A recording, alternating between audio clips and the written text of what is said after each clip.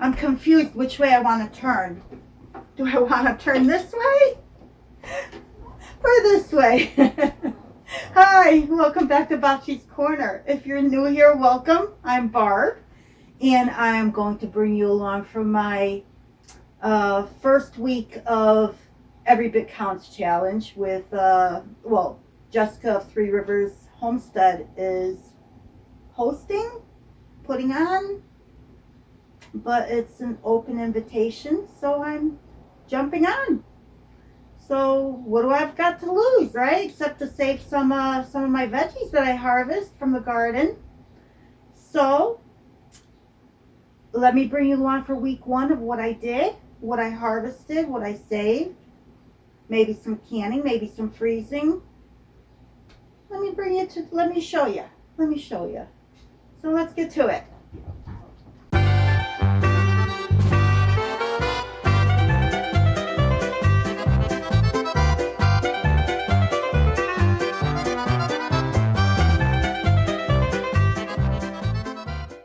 So let me start with, I found these teeny tiny little onions while I was cleaning out of bed. So I pulled them because I'm going to need these, or not need, because I can grab another onion, but I want to use these. I don't want them to go to waste. It is Every Little Bit Counts this month, right? So I came across this squash. This is that, I can't pronounce it.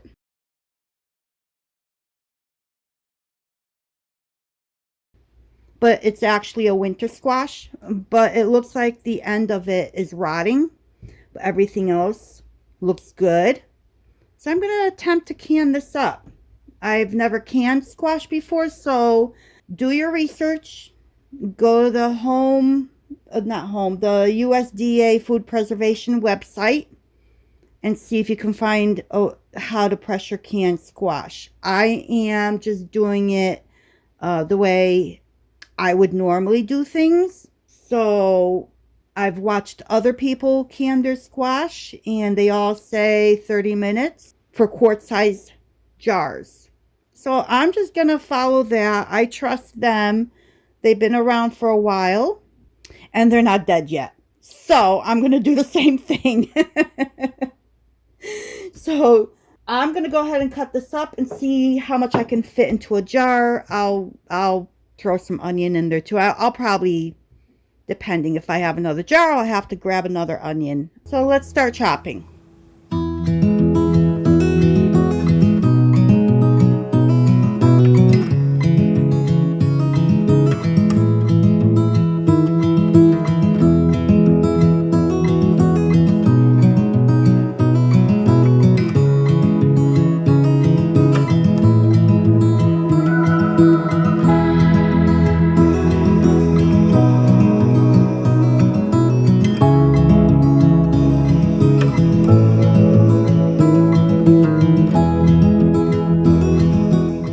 So what I ended up getting is 2 quarts and a pint and a half. So I'm going to fill this up with filtered water, room temperature. Wipe my rim, put the lid and the ring on. And I'm going to throw these in the pressure canner. I think I'm going to do one more jar. I have some green beans that I'm going to add to this. So I'm going to grab a little bit of green beans and add a jar of green beans so that I can use my small batch canner, which is my Nesco. Holds 4 quarts or 4 jars like this size. Alright, so I have my jar. I have my zinc tablets. So I'm going to put 2 in my quart. And like my beans are starting to come in for a second round. I mentioned that in my garden tour video. So I've been picking here and there. I'm trying to let them get big, but they are getting bigger than the first round. They're doing very well. It always seems like the bumper crop does so much better than the initial one. So yes, I have done green bean videos already, but this is Every Bit Counts challenge. And I'm just going to add, I'm not trying to do another green bean video, but I'm just trying to fill my canner up, and I'm just bringing you along for tidbits of this, that, and whatnot.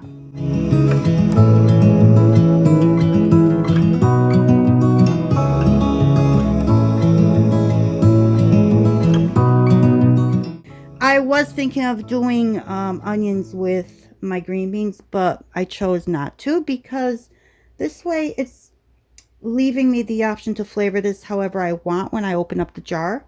These I added onion because I really fell in love with stewed squash and pasta. So, and that calls for onions and squash. So I'll probably, when I go to cook this, I'll probably end up adding more onions anyhow, which will be sauteed with butter, you know, the really good southern style stewed squash that this northern girl has learned to love. And because the green beans I usually can quarts at 25 minutes, I'm going to be doing them for 30 minutes because that's what the squash requires. So the squash is 30 minutes, so I'm just going to let the green beans go for the ride. And I'm going to fill these jars up with room temperature water, wipe my rims, put the lids on, the rings, and in the pressure canner they will go. I think I'm all set here. I've got my debubbler, I've got my magnet, I've got my lids. Even though you don't need to, I do have my lids soaking in hot water. And I like to do this, especially if I'm reusing lids that are still, in my opinion, are still in good condition. Softens up the rubber. So with that said, don't do what I do. Just do what I say. And what I'm saying is do not reuse your lids. You're not supposed to. So don't do what I do. Just do what I say. So I did add a little, a splash of vinegar into my canner to keep the jars from clouding up. And I was debating if I want to put any salt in here, but I think not. I think I will do the salting when it's time to cook. So I'm just going to fill these up to the 1-inch headspace and debubble. Like I said, I will wipe, cover, put the rings on. So I'm just going to go ahead and start filling my jars. The 1-inch headspace. And I need to debubble. And it's going to drop. So I'm going to have to add more water. I'm going to bring you in closer so you can see exactly what I'm doing.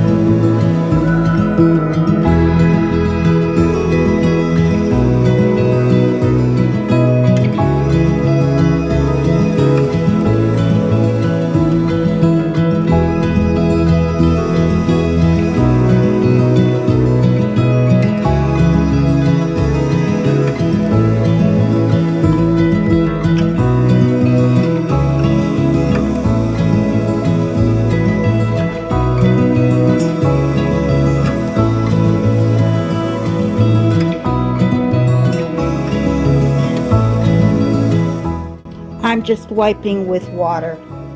There's nothing greasy on here.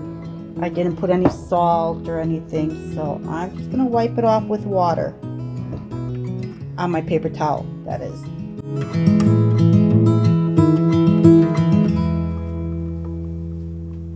So I grabbed it with my magnet. There was a time I learned to slide it off because I lost my magnet and I ended up finding it inside the jar. It was stuck to the lid inside the jar. So make sure you slide it off if if you still have it. So make sure you just slide it off, and also make sure it's still in there.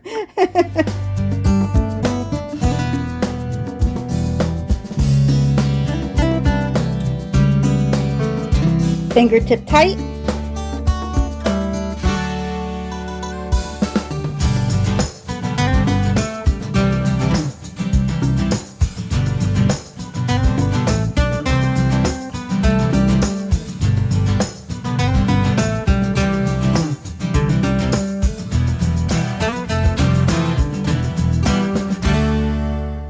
I have a crimped lid on one of them,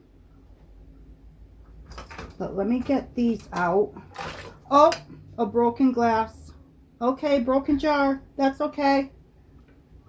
That's fine. Let me get this out of here. It's bound to happen. Let me see if any others. Oh, this one's siphoned out completely. What happened here? Something went wrong. Oh my goodness. All right. This is a total failure, I think. Oh, this one survived.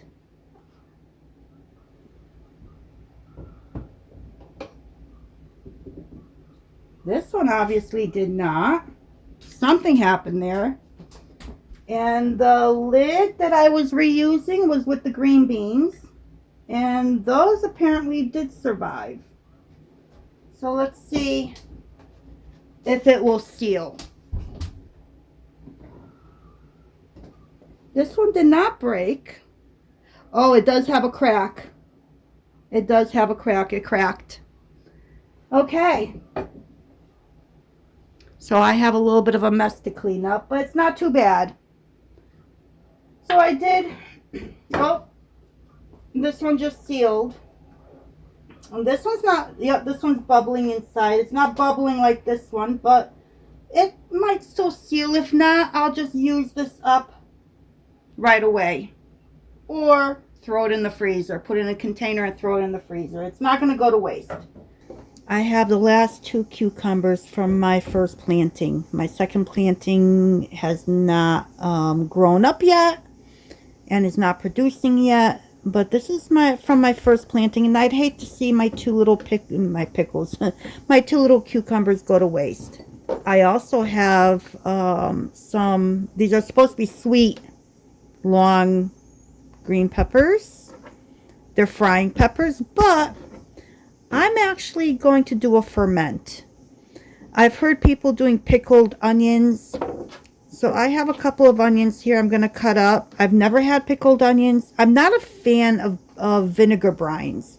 So I'm actually going to try fermenting. So we'll see how that goes. And I have these teeny tiny little garlic cloves from garlic I grew. It was from the first batch I pulled where they were very tiny.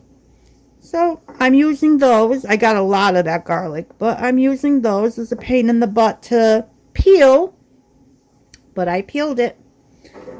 And I have about a 1/4 teaspoon of pickling spice in here. I took a little bit of a chili pepper, and I ripped up not a tiny, but a small bay leaf to add to the fermentation to hopefully keep my pickles crispy. Or crunchy, not crispy, but crunchy. And maybe my peppers. And I also have my salt water brine all mixed up. I use 2 tablespoons of pink Himalayan salt to 1 quart of water.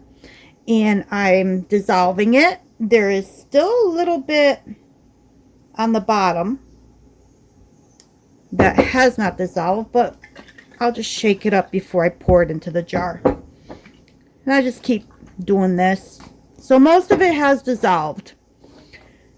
So I'm just going to cut things up and add them to my jar. I did sterilize my jar. And I am reusing a jar, being I reuse commercial jars all the time. Again, don't do what I do, just do what I say. Don't use commercial jars. But I feel comfortable. I've canned in them, so I'm fine with commercial jars as long as the seal is still good. But I'm not canning, I'm actually fermenting, so I'm fine. All right, so let me start chopping these things up and throwing them into my jar, and I'm going to fill it with the brine. And I'm going to start with this little teeny tiny little onion.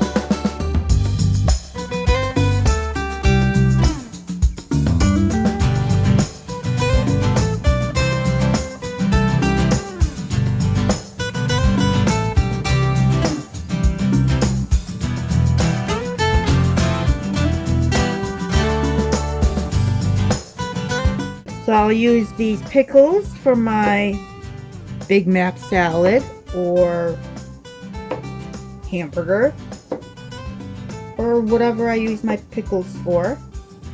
And the peppers I will use for like my grinder salad or a grinder. Regular salad. We'll just use them.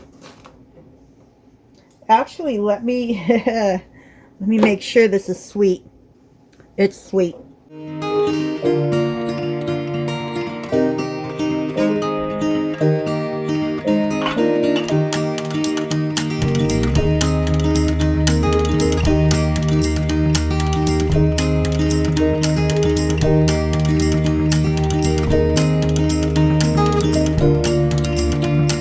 I do not have fresh dill, so I gotta find my jarred dill. Alright, I found my dill weed. I'm gonna do 1/4 of a teaspoon into the jar.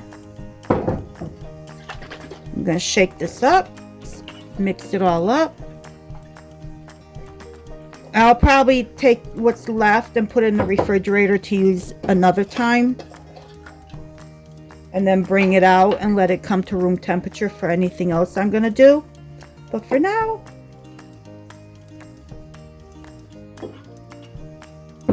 my cabbages are not ready yet. But I've been taking leaves off the bottom for when I need a cabbage leaf for something like this.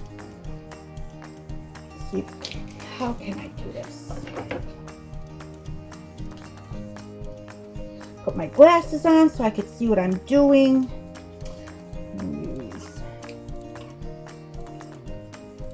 Oh my goodness, I probably should have put the dill on the bottom, huh?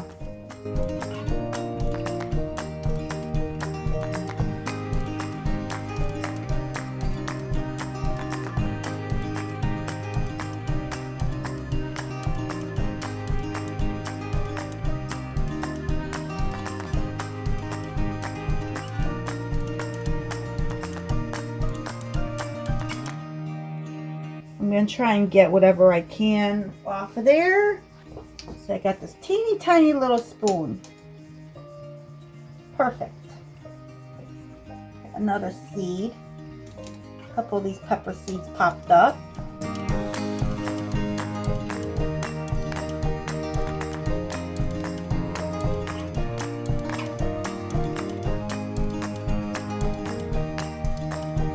All right, I think we're good to go. Put the cover on lightly. See how this bowl works. There. Now I'm just going to put it on my counter. So every day I go out to my Schwarzenbären Blackberry shrub and I pick off what blackberries there are. I do this every day, sometimes twice a day, depending if more berries darken up, because they have to be black in order for them to not be poisonous. But every day I do this. I pick them and I put them in a Ziploc bag and I throw them in the freezer. That's how I do it. Sometimes I get 1/8 of a cup, sometimes a 1/4 cup, sometimes a 1/2 cup.